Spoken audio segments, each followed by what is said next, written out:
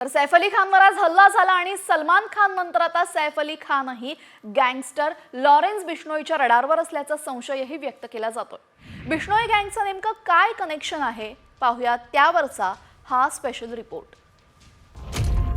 घरात घुसून सैफवर हल्ला। सैफवरील हल्ल्याचा मास्टरमाइंड कोण? सैफवरील हल्ल्याचं बिश्नोई कनेक्शन? बॉलिवूड अभिनेता सैफ अली खानच्या घरात घुसून जीव घेणा हल्ला झालाय, त्यामुळे अख्खं बॉलिवूड हादरून गेलंय। तर हा हल्ला चोरीच्या उद्देशाने झाल्याचं म्हटलं जातंय। मात्र ज्येष्ठ अभिनेते राजा मुराद यांना वेगळाच संशय आलाय। सेलिब्रिटी का घर है तो सुरक्षा तो उसकी भी अपनी होगी अपने घर में।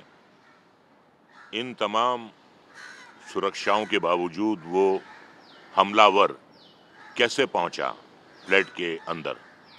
अब मैं उसे चोर कहूं या मैं उसे हमलावर कहूं, ये कहना मुश्किल है। उसकी नीयत क्या थी वहां जाने की? वो सिर्फ चोरी करना चाहता था या उसका इरादा हमला करने का था, और वो भी जानलेवा हमला करने का था? आधी सलमान खानच्या घरावर गोळीबार, त्यानंतर शाहरुख खानला धमकी, पुढे बाबा सिद्दीकींची हत्या, यानंतर आता सैफ अली खानवर थेट घरात घुसून हल्ला करण्यात आलाय। त्यामुळे हा हल्ला सैफचा जीव घेण्यासाठी असल्याचा संशय बळावलाय।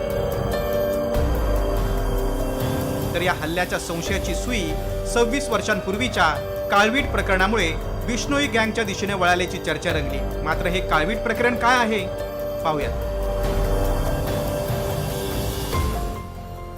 सप्टेंबर 1998 जोधपूरमध्ये हम साथ साथ है या चित्रपटाचं शूटिंग सुरू होतं। चित्रपटाच्या शूटिंगसाठी सलमान, सैफ अली खान आणि तब्बूची हजेरी होती। 28 सप्टेंबर 1998 भावात जवळील कांकणी गावात काळविटाची शिकार करण्यात आली। कलाकार राहत असलेल्या फार्म हाऊस जवळ काळविटाचे अवशेष सापडले।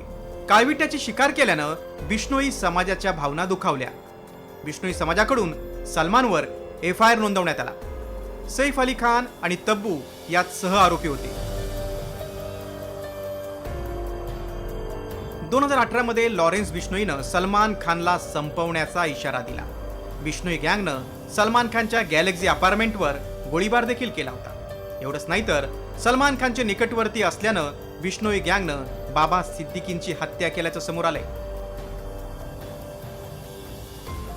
त्यामुळे 1998च्या काळवीट हत्या प्रकरणी आरोपी बनवलेल्या सैफ अली खानवर हल्ला झाल्यानं या प्रकरणी बिश्नोई गँगचं कनेक्शन असण्याची शक्यता वर्तवली जाते। त्यामुळे सैफवर झालेला हल्ला चोरीच्या उद्देशाने होता की अजून दुसऱ्या कुठल्या उद्देशानं हे आता तपासातून स्पष्ट होईल। ब्युरो रिपोर्ट, साम टीव्ही न्यूज।